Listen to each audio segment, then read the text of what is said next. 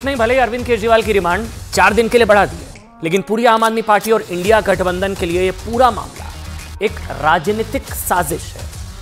देखिए, भले ही कोर्ट शराब नीति घोटाले में पिछले 1 साल से मनीष सिसोदिया को बेल नहीं दे रहा है कोर्ट, पर आम आदमी पार्टी के लिए यह राजनीतिक साजिश है। भले ही संजय सिंह जमानत के लिए लोअर कोर्ट से लेकर सुप्रीम कोर्ट तक से बैरंग लौट चुके हैं, फिर भी विपक्ष के लिए एक राजनीतिक साजिश है। इससे पहले ध्यान दीजिए, जब भ्रष्टाचार के आरोप में हेमंत सोरेन की गिरफ्तारी हुई, कोर्ट के आदेश पर रिमांड भेजा गया, तब भी इसे एक राजनीतिक साजिश बताया गया। और इससे पहले भ्रष्टाचार के आरोप में जितने भी नेताओं को जेल हुई, उन्होंने कोर्ट के आदेश को सिर झुकाकर स्वीकार करने की बजाय इसे एक राजनीतिक साजिश बताया। राहुल गांधी को मानहानि केस में जब सूरत कोर्ट ने 2 साल की सजा दी, तो कांग्रेस के नेताओं ने खुलकर कहा कि भारत की न्यायपालिका दबाव में है और राहुल गांधी की अयोग्यता न्यायपालिका के लिए अग्नि परीक्षा है।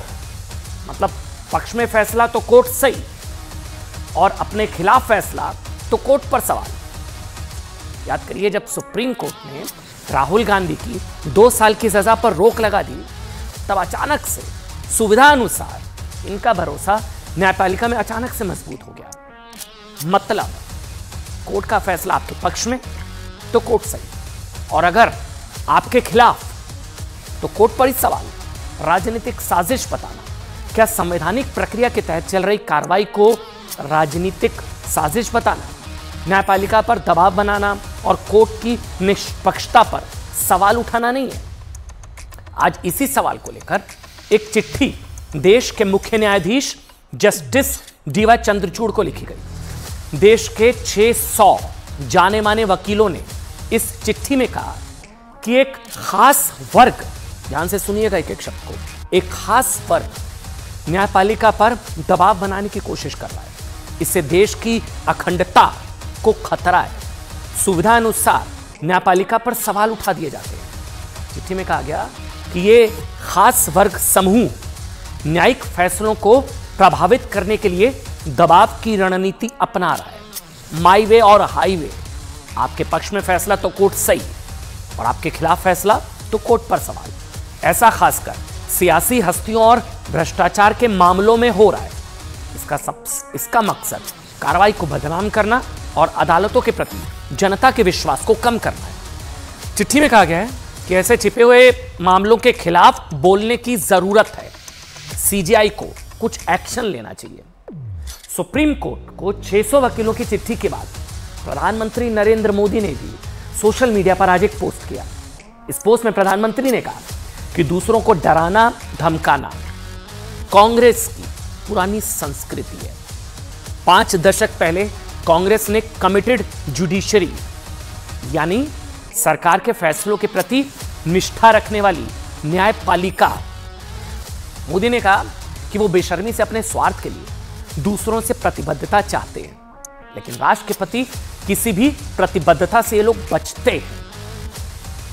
अब आपको बताते हैं, प्रधानमंत्री ने 5 दशक पहले जिस कमिटेड जुडिशरी शब्द का इस्तेमाल किया ना, वो क्या था? राजनीति के कुछ विद्वान लेखकों ने अपनी किताबों में इंदिरा गांधी की कमिटेड जुडिशरी पॉलिसी का जिक्र किया है। न्यायपालिका पर दबाव बनाने का जो सबसे बड़ा उदाहरण दिया जाता है ना, वो है 1973 का, जब इंदिरा गांधी की सरकार ने 3 सीनियर जजेस को दरकिनार करके जस्टिस अजीत नाथ रे को चीफ जस्टिस बना दिया था। खुद अजीत नाथ रे ने यह कहा था कि अगर वो पद स्वीकार नहीं करते तो किसी और को चीफ जस्टिस बना दिया जाता। जस्टिस अजीत नाथ रे की नियुक्ति प्रसिद्ध केशवानंद भारती मामले में सुप्रीम कोर्ट के फैसले के बाद हुई थी। 1973 के केशवानंद भारती केस में सुप्रीम कोर्ट की 13 जजों की संवैधानिक पीठ ने इंदिरा सरकार के खिलाफ फैसला सुनाया था। पीठ ने कहा था कि संसद के पास संविधान में बदलाव के असीमित अधिकार नहीं है। इस फैसले के अगले ही दिन मुख्य न्यायाधीश जस्टिस एसएम सीकरी रिटायर हो गए। लेकिन 3 वरिष्ठ जजों की सीनियरिटी को नजरअंदाज करके जस्टिस एएन रे को चीफ जस्टिस बना दिया गया। आपको पता है, इसके विरोध में तीनों सीनियर जजेस ने इस्तीफा दे दिया। न्यायपालिका पर दबाव बनाने का दूसरा सबसे बड़ा उदाहरण 1967 का है, जब सुप्रीम कोर्ट ने इंदिरा गांधी सरकार के खिलाफ फैसले में क्या कहा कि सरकार के पास संविधान के मौलिक अधिकारों में बदलाव का अधिकार नहीं। सुप्रीम कोर्ट के इस फैसले को बेअसर करने के लिए इंदिरा गांधी सरकार 1971 में संविधान के, ध्यान से सुनिएगा, संविधान के 24वें संशोधन का प्रस्ताव लाई। इसके बाद संसद को संविधान के किसी भी हिस्से में बदलाव करने का अधिकार मिल गया, चाहे इससे संविधान की मूल भावना ही क्यों ना बदल जाए। न्यायपालिका पर दबाव बनाने का एक और उदाहरण 1975, सबको पता है, इलाहाबाद हाईकोर्ट ने इंदिरा गांधी को चुनावों में धांधली का दोषी माना था। उन्हें 6 साल तक चुनाव लड़ने से रोक दिया गया। हाईकोर्ट के इस फैसले के खिलाफ इंदिरा गांधी सुप्रीम कोर्ट गई, लेकिन उन्हें वहां से भी राहत नहीं मिली।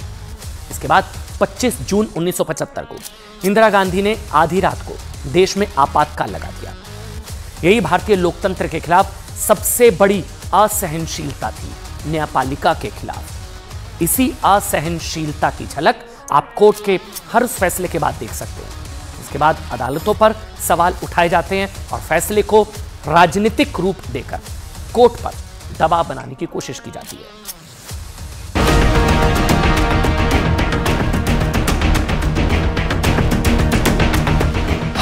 पब्लिक में पूरी तरह हारे, झूठे आरोपों के सहारे, कोर्ट से मिली मात, अदालतों पर आघात। क्या देश की न्यायपालिका पर अब दबाव बनाने की कोशिश की जा रही है? कुछ लोग अपने फायदे के लिए अदालतों को बदनाम कर रहे हैं। ये सवाल इसीलिए भी क्योंकि 600 से ज्यादा वकीलों ने देश की सबसे बड़ी अदालत के मुख्य न्यायाधीश को चिट्ठी लिख करके ये आरोप लगाया है कि कुछ समूह अपने निजी फायदे के लिए न्यायपालिका के फैसलों पर सवाल उठाते हैं और उन्हें बदनाम करने की कोशिश करते हैं। चिट्ठी लिखने वाले इन 600 से ज्यादा वकीलों में देश के जाने माने अधिवक्ता हरीश साल्वे, चेतन मित्तल, पिंकी आनंद, हितेश जैन, मनन कुमार मिश्रा, आदिश अग्रवाल और स्वरूपमा चतुर्वेदी जैसे वकील हैं।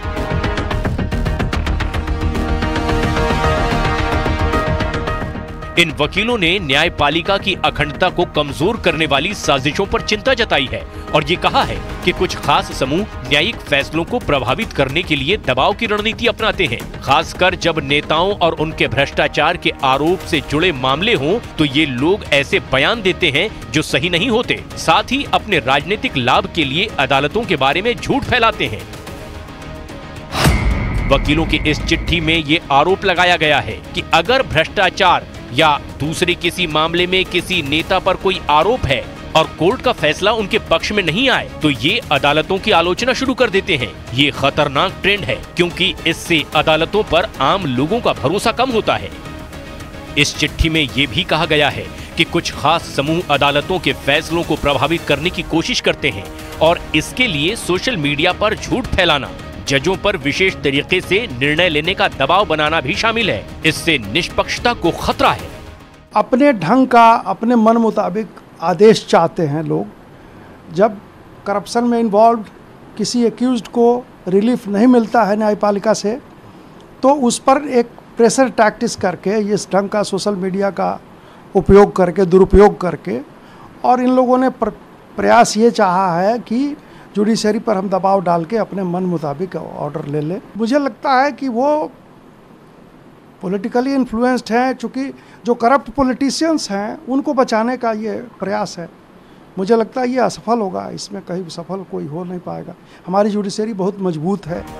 सवाल ये है कि आखिर ऐसी क्या वजह है जो देश के इन मशहूर वकीलों को इस तरह न्यायपालिका की अखंडता के लिए सुप्रीम कोर्ट के चीफ जस्टिस के सामने गुहार लगानी पड़ी? तो इसका जवाब ये है कि पिछले कुछ दिनों में कई ऐसे मामले आए हैं जिनमें खुलेआम अदालतों के फैसलों की आलोचना की गई और मीडिया में अदालत के फैसलों पर ही सवाल उठा दिए गए। भारत के संविधान और भारत के डाइवर्सिटी, भाईचारगी, प्लुरलिज्म पर जिस किसी को आज भी अटूट भरोसा है और यकीन है, आज का ये फैसला सीबीआई कोर्ट का भारत की अदालत की तारीख का एक काला दिन है। हम न्यायपालिका से भी ये उम्मीद करेंगे कि उनकी आंखों के सामने लोकतंत्र की हत्या हो रही है, उनकी आंखों के सामने एक एक करके विपक्ष की पार्टियों पे हमले हो रहे हैं, उनकी आंखों के सामने विपक्ष के नेताओं को जेल में भेजा जा रहा है, उनकी आंखों के सामने विपक्ष की पार्टियों के बैंक अकाउंट फ्रीज किए जा रहे हैं। तो लोकतंत्र को बचाना न्यायपालिका की भी जिम्मेदारी है। दिल्ली के मुख्यमंत्री अरविंद केजरीवाल और उनकी पार्टी के बड़े नेता जब 338 करोड़ के शराब घोटाले में जेल जाते हैं, ईडी और सीबीआई जैसी एजेंसियों की जांच में उनका भ्रष्टाचार सामने आता है और कोर्ट उन्हें जेल भेजता है, तो उनकी पार्टी के लोग आरोप लगाते हैं कि केंद्र सरकार के इशारे पर उनके खिलाफ कार्रवाई हो रही है। केजरीवाल खुद जांच एजेंसियों की कार्रवाई को राजनीति से प्रेरित बता देते हैं। मोदी सरनेम से लेकर नेशनल हेराल्ड केस तक जब राहुल गांधी के खिलाफ कोर्ट की कार्रवाई होती है तो कांग्रेस पार्टी इसे राजनीतिक मुद्दा बना देती है। मतलब भ्रष्टाचार के मामलों में जब भी किसी नेता का नाम सामने आता है और उन पर एक्शन होता है तो कुछ लोग इसको लेकर राजनीति शुरू कर देते हैं और ये लोग न्यायपालिका को निशाना बनाने से भी नहीं चूकते। इसको लेकर ही इन वकीलों ने सुप्रीम कोर्ट के चीफ जस्टिस के सामने अपनी चिंता जाहिर की है। कांग्रेस पार्टी को पढ़ाई लिखाई अध्ययन करना चाहिए, कानून का भी करना चाहिए। पॉलिटिकल वेंडेटा अगर आप कहते हैं और न्यायालय में आप अपने तर्कों से उसे दिखा पाते हैं, प्रमाण दे पाते हैं, तो भजन लाल का केस है सर्वोच्च न्यायालय का जो कहता है कि पूरा मामला रद्द और निरस्त कर दिया जाएगा। क्या सोनिया गांधी, राहुल गांधी सर्वोच्च न्यायालय नहीं गए थे नेशनल हेराल्ड केस में? उनको राहत नहीं मिली, उनका मामला निरस्त नहीं हुआ। भारत की जनता का विश्वास हमारी जुडिशरी पर है।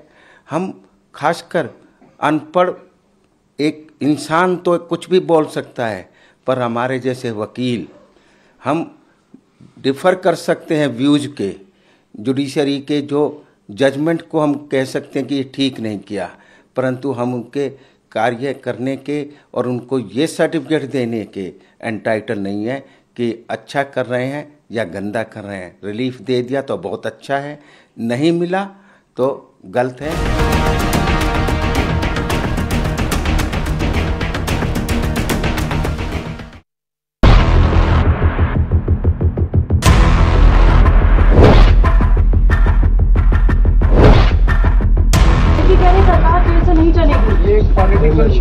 जनता इसको बहुत तंग किया जा रहा है, बहुत परेशान किया जा रहा है। जनता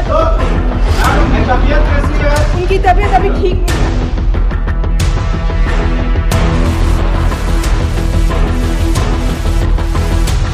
ये सारे राज उस मोबाइल फोन में छिपे हुए हैं जिनसे आप पैसे लिया करते थे, कभी मुंगुंटा के नाम से तो कभी किसी से, वो सारे राज आपके छुपे हैं। एक बात स्पष्ट है, अरविंद केजरीवाल भ्रष्ट हैं, इसीलिए आज उनकी फिर से 4 दिन की ईडी को कस्टडी मिली है।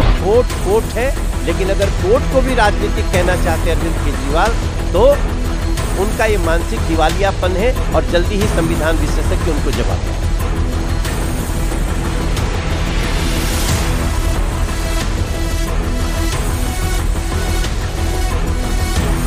सच ये है कि दिल्ली की जनता को लूटा गया है, दिल्ली की जनता को ठगा गया है, शराब नीति में चोरी की गई है और अरविंद केजरीवाल उसके सूत्रधार हैं।